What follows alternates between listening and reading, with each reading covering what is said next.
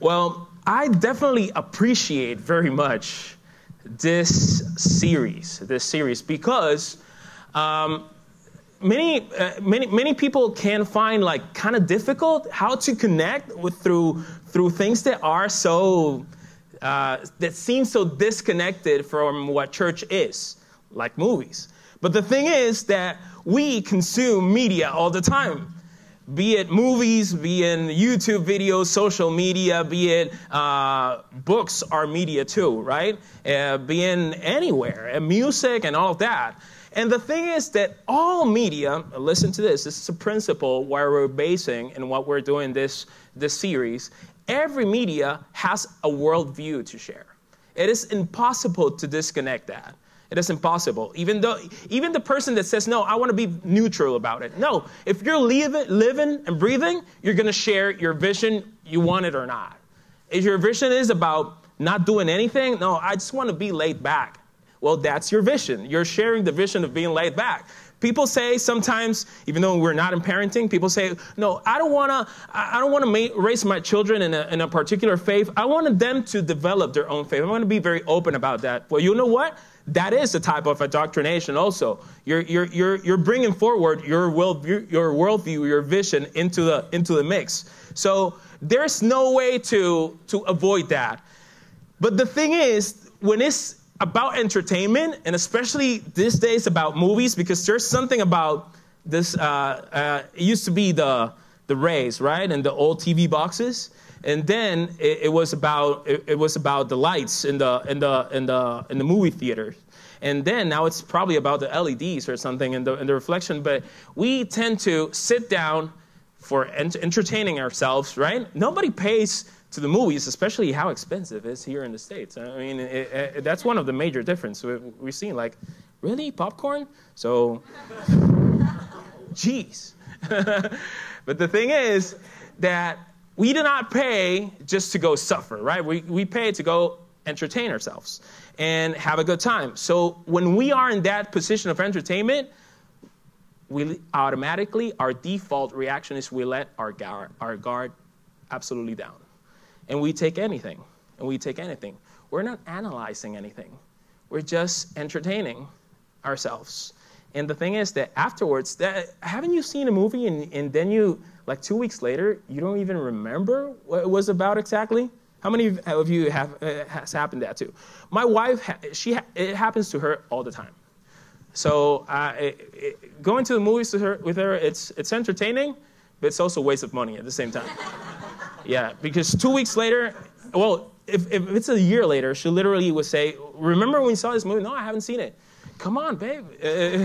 We did see it together. I got pictures of us, going into the movie theater, right?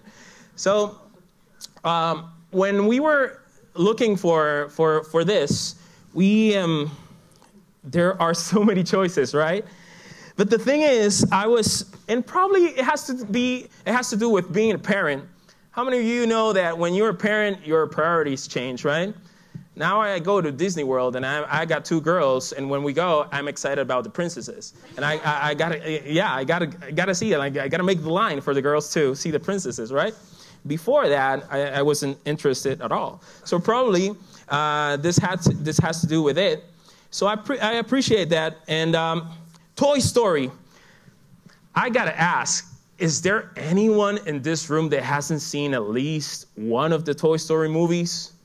Oh my God, do not raise your hand. Do not raise your hand. We don't want to point you out like that. Not even one? Now we're up to the 4th, and I promise you I'm not going to spoil it. For those of you who haven't seen it, I'm not going to spoil it, but it's very good. It's very good. I went for research purposes, right, for this message. But the general theme about Toy Story since the very beginning, it's about the purpose of a toy.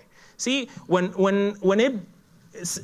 they set the theme at the beginning, that it was years ago, actually the first full-length CGI movie that there ever was, and they set this theme, this topic, this principle that the greatest thing that a toy can achieve is being owned and played by a kid. See? it's the purpose of a toy. That's the purpose of that toy. And throughout, even in this last movie that is still in theaters, the greatest affirmation, and they make such a good work and like really kind of showing emotion through these characters, is like the greatest affirmation that they can make is, do you have a kid? Do you really have a kid that owns you and plays with you? That's the greatest achievement that a toy can have in its life. So, and when it's about purpose, I gotta say, I like talking about purpose a lot. For me, that's one of the greatest icebreakers that I find in conversations, right? Because you don't know, you gotta like test the waters and see how people are when you're talking to someone that you don't know.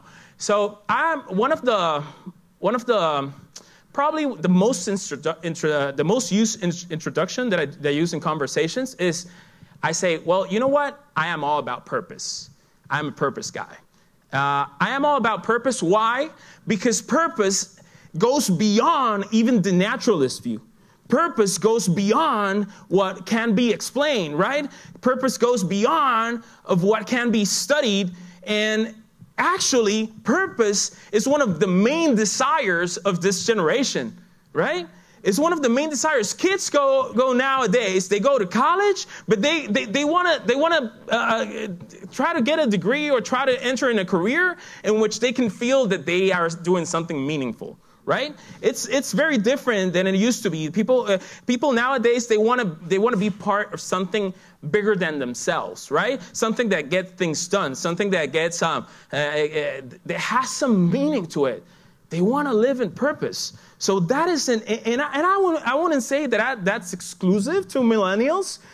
I think millennials took it to another level, definitely.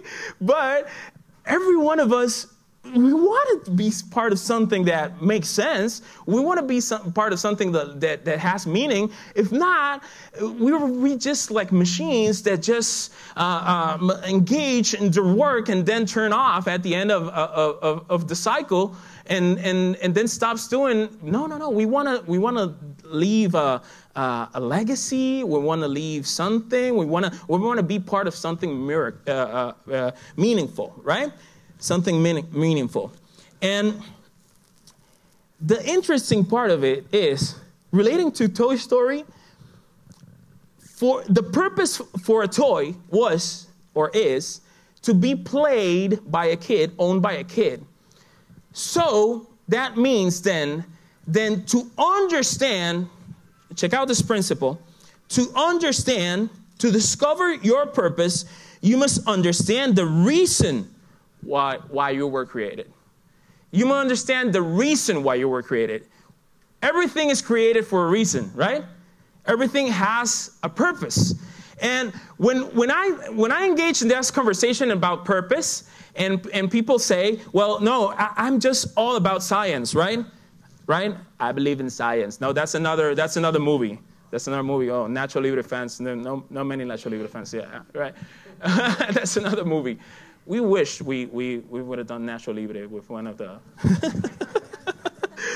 But the thing is, I always say this, like, yeah, but check this out. Purpose is something that it goes so out of our grasp so easily. It's something that we think we understand, but we don't. And if you analyze it just from a naturalist perspective, there's something that's going to be off. And I always say, like, well, to someone that is confrontational about this, I would say, like, well, I just would ask you, what is the purpose of your appendix if you're so into science? And the answer is that we really don't know to this day what it is for. We know that we can survive without it, and nothing really changes. And so there are so many things that are so vague about the purpose of things unless we're looking in the right direction, right? Let's go to Genesis chapter 1. And I just want you to browse through it. We're not going to stay there too long because this is a part that most of you know. Because if you go to to the reason, the purpose, to your creation, to why you were created, then you have to go to the beginning. And Genesis 1 and 2 are clear about that, are clear about our process of creation, right? And our process of creation was very interesting because our process of creation, and there's some principles that I would like to establish here. I will not go through the story completely in Genesis 1 and 2, but I just want to establish these 4 principles. The Creator. What is in the story of Genesis, the Creator, and I ask for the next slide, please. The Creator is God in the story, right? In the process, interesting, this is very interesting. The process in which God created us is completely different to the process with which he created the rest of things. See, the rest of things were created by his word. He declared things to existence. Right? He affirmed things that let there be light, let there be land, let there be animals. But then when it came to us, it was a complete different process. God took his time and he used his hands. He used his hands and he formed us. He could have, don't you think that he could have spoken us to life too? Of course. He did the rest. So he formed us, and he gave us something that he didn't give to the rest of creation, his breath of life. He made us to his image, in accordance to his image. And it is established a responsibility there that it said that God created man to establish dominion over creation, right? That's the use.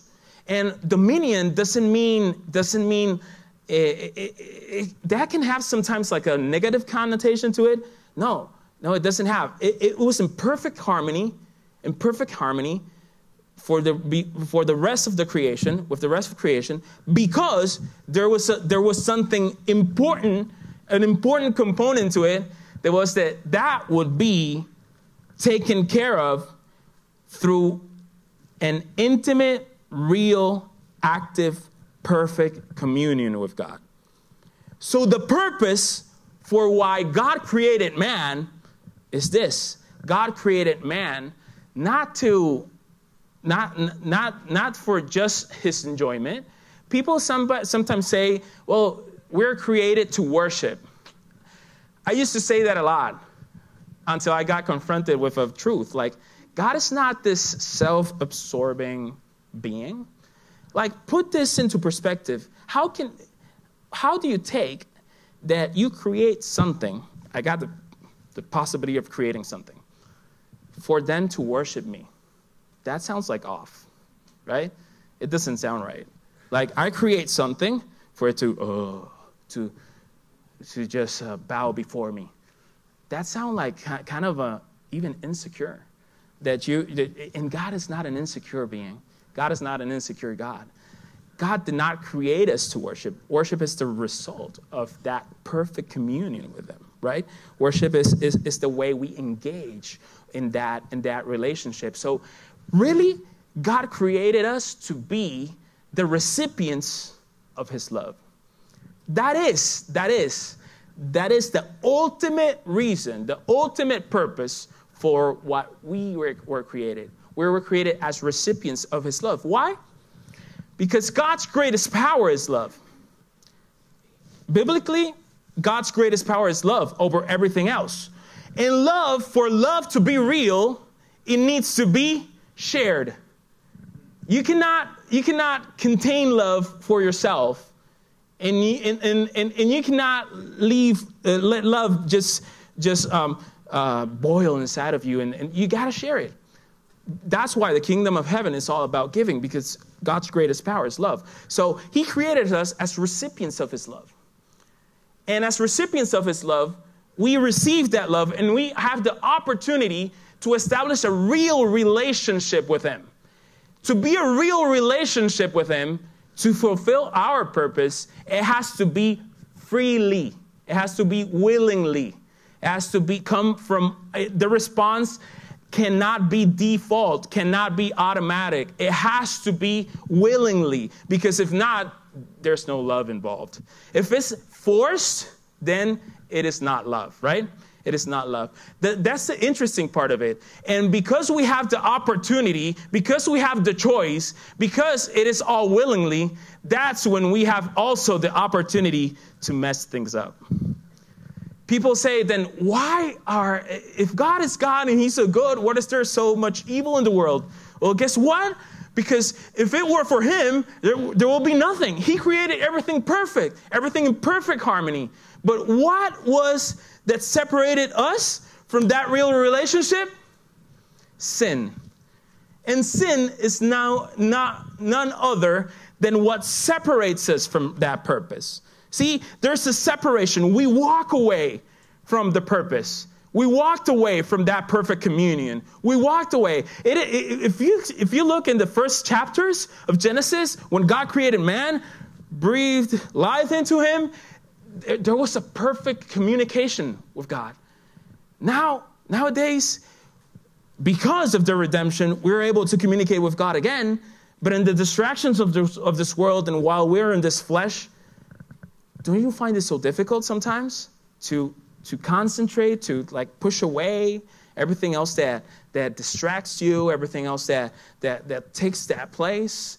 But back in the beginning, when we were in full purpose mode, when we were in that state, there was a perfect communion. But that got interrupted by sin. Got interrupted by sin. Sin is no other than a separation from purpose. Sin is a separation from your purpose, right? We walk away from purpose. And the thing is that in the journey far from purpose, many things can distract you. Many things can keep you out of purpose. Many things can keep you far away from purpose. Because actually, the ultimate goal of God in our purpose is to relate with him perfectly. That will only be achieved when we reach heaven, when we go to our renovated state, right? Our renovated bodies, our renovated spirit. But now we have these interruptions that tend to get in the way. And it's like in Toy Story 2. How many of you remember Toy Story 2? Toy Story 2, this is what I like about these stories. Because normally the stories have a villain, they have a good guy, they have a bad guy, they have a plot, a situation, this and that. And everybody likes a good story. But the twist in these stories, only the first Toy Story has a real villain. That is the neighbor kid that wants to destroy the toys, right? That was really basic. Every story has to have a villain. Sometimes people think that in Toy Story 2, those of you, I'm going to refresh your minds, there's this guy, there's the chicken guy, right? The owner of a toy store, that he's trying to collect these old school, like vintage toys, vintage collection. And Woody, the cowboy, he was the one that he was missing. But if you think about it, what this guy wanted wasn't something that was really bad for the toys. He didn't want to shred them to pieces. He didn't want to destroy them or put fire in them. He wanted to put them in a position of fame and distinction, of admiration. Right? He wanted to sell them to a museum in Japan where they would be in a glass box where everybody would go and, everybody would be admiring them.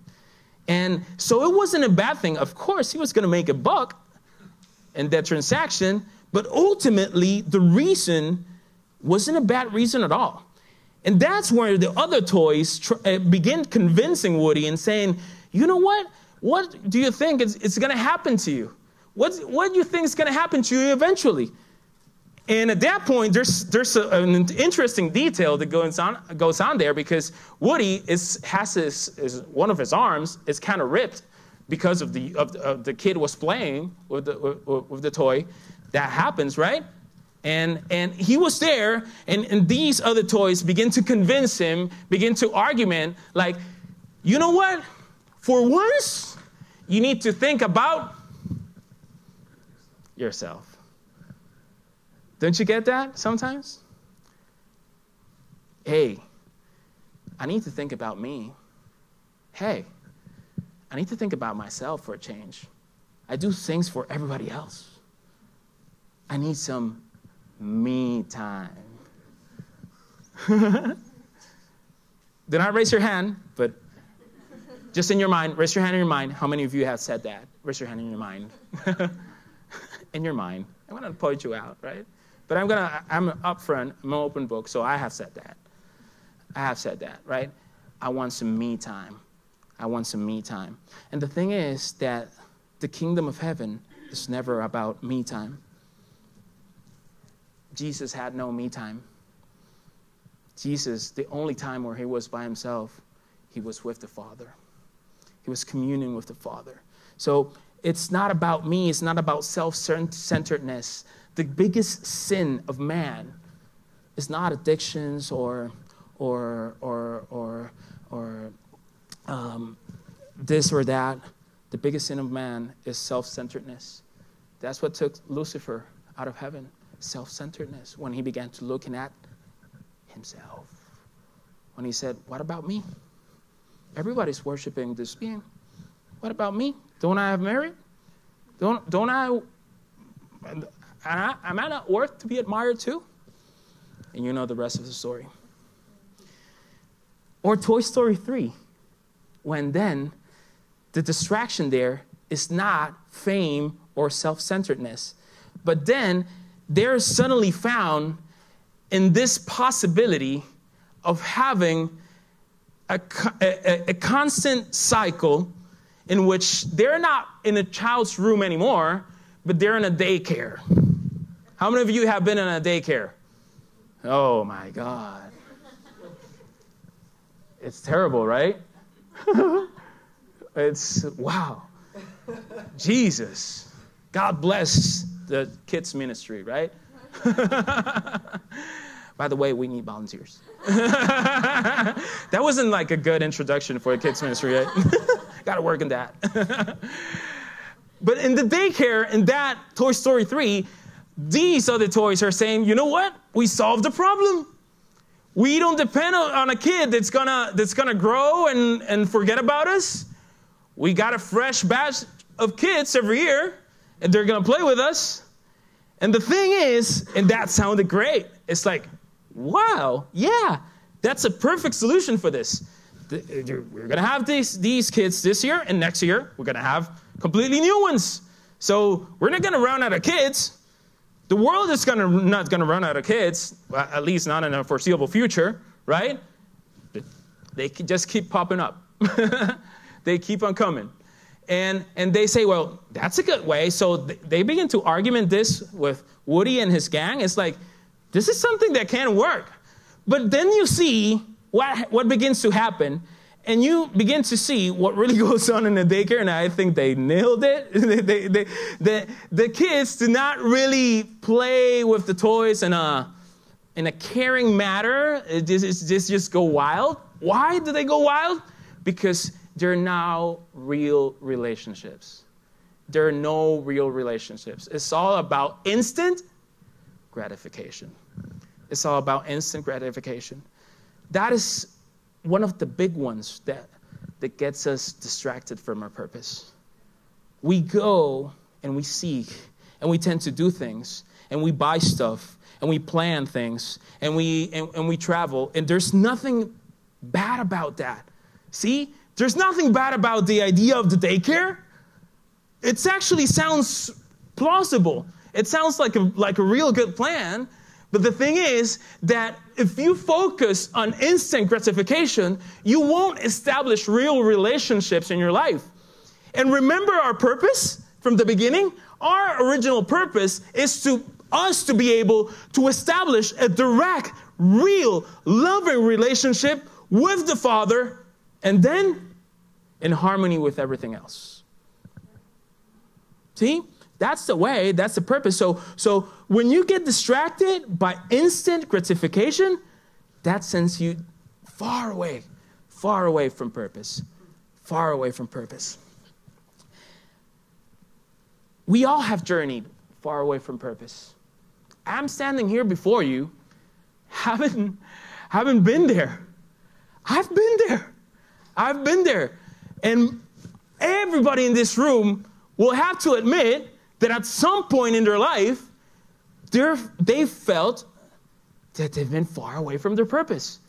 And there are others of you who feel right now that you're just going in and out every day, like day in, day out, routine. The routine is such an enemy of purpose. Routine is such an enemy of purpose. I mean, for me, it's really daunting. I have small girls. Well, Amy's not that small, right? But I have children. I have my 2 girls. And you know how many times I get this argument? And you guys that have older kids will know what I'm talking about. They say, oh, in a blink of an eye, this will all be over. And I'm saying like, whoa, is it that powerful? That routine just strips away purpose from us?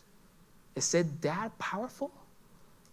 I think that we need to stop for a moment and say, God, am I really living on purpose, or I'm just surviving every day? Am I just surviving every day? And this wasn't in my notes, but my dad, my father, he had a great life, so to speak, before knowing Christ. He was completely self-made. He was completely self-achieved. At 20 years old, he grew in extreme poverty, and at 20 years old, he was a chemical engineer. Extreme poverty, nobody helped him, completely self-made. So he said, I got a good life, got a good family, but then he was confronted with John 10:10.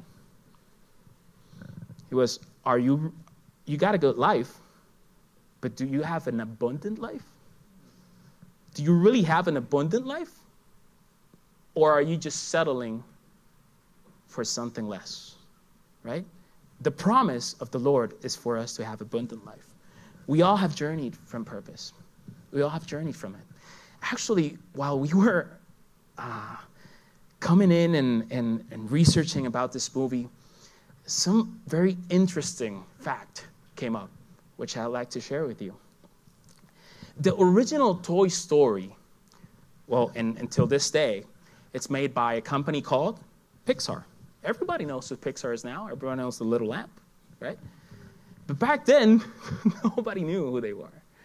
But they were discovered by some guy. And it wasn't some random guy.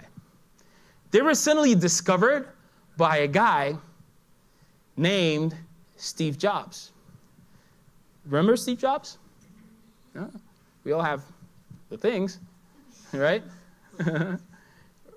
We're about to have a big reminder close by of who Steve Jobs was, right? And the new Apple campuses. But at that point, when he began to work with Pixar, it was in a very particular moment of his life. Maybe many of you do not know that Steve Jobs, the creator of Apple computers, at a point in the growth of the company, he was kicked out of the company. He was kicked out by the company. His behavior and his things, and he just got larger than life, and it was impossible to deal with. And then the board of Apple, that was now a large company by then, not as large as it is now, but it was large enough, they just voted him out. They kicked him out of the own company that he started in his garage. Can you imagine how that would feel? Can you imagine? And he was wondering. He had lost his purpose, what he defined as his purpose. And in that journey, far away from purpose, he was looking for things to do, and he found a little company called Pixar. So actually, Toy Story, which was the launch of this company into the market, was conceived by a partnership from this company with Steve Jobs. So I always wonder, really, and say, is this theme of purpose, was it actively pursued or thought of by Steve Jobs and the team? Or was it a product of the search that was going inside of this guy? I honestly think that it was something that went even beyond his reasoning. It was a yearning that he had in his soul, that he was searching to go back to his purpose, and then he came up with this idea, and it turned out what it turned out to be. So he went back to his purpose. We all have journeyed out of our purpose. So that's why we need a reconnection. We need some experience. We need some power to reconnect us to our purpose. And please go with me to Ephesians chapter 2. Ephesians chapter 2 states a great truth that is what I want to really emphasize this morning. Ephesians chapter 2 says, in the New Living Translation, it says, "For we are God's masterpiece." Can you turn to the person that is next to you and say, yeah, you're a masterpiece. Yeah. Yeah. So, feels good, right? Feels good to know. Yeah, because sometimes you cannot affirm that for yourself. But it's the truth. We are God's masterpiece. We were not made the same. Remember the beginning? We were not made the same way as the rest of creation. He has created us anew in Christ Jesus. Why did he have to create us anew? Because we had journeyed far away from purpose. He had to remanufacture us. He had to reconnect us. And he did it through Jesus. He made us anew in Jesus. So we can do the good things he planned for us. When? Long ago. The plans of the Lord in your life and in my life, they're not something new. They're not something new. The Lord planned for you and planned for me good things before we were born. Before we were born. We were not born out of an accident. We were not born out of just coincidence. We were not just another thing that happened. God had a purpose for creating us. So it required, since human beings, since mankind had journeyed so far away, since we as individuals, in many instances of our life, have journeyed so far away from purpose, it required the sacrifice. It required the redemptive power of Jesus Christ to make all those things new and reconnect us to purpose once again. Reconnect us with our purpose. So the Creator, remember those concepts? The Creator is God. But now the process in which we're created anew is the process of redemption, right? In redemption. It's like, I was thinking of these, one of my favorite scenes about these Toy Story movies is in Toy Story 2 when they're like restoring Woody. The old guy comes, remember? The old guy comes. And he's restoring Woody, sewing the arm back again, like polishing him, like repainting the areas. That's what God makes with us. God's makes us anew, right? God renovates us. God renovates us so we can connect again with the purpose for why we were created. But the thing is, sometimes it's so difficult to define our purpose. It's so difficult to know, well, can you please pinpoint this to me? How do I walk towards my purpose? Because we have many options in life. We have different options in life. We have several paths that we can follow, right? Remember the story of, I just shared about Steve Jobs? He found his purpose in things, right?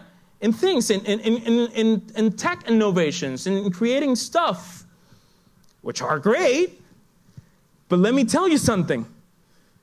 You can buy the latest iPad this afternoon, and next year, it's just almost worth nothing.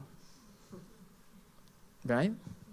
It's so sad when you see that they put them on sale. It's like, I paid full price for this. Right? Those of us who are tech junkies, they have to have the latest. They take advantage of us the most. You have different options. But the thing is this. When we check out this principle. And I want to state it as I wrote it. And it's there. When your purpose is in temporary things, you outgrow them. But in God, your purpose is eternal. Eternal.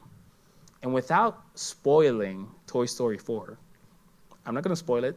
Probably there's some of you who haven't seen it. Go see it. I invite you to see it. It's fun. Pew, pew, pew, pew, pew. It's fun.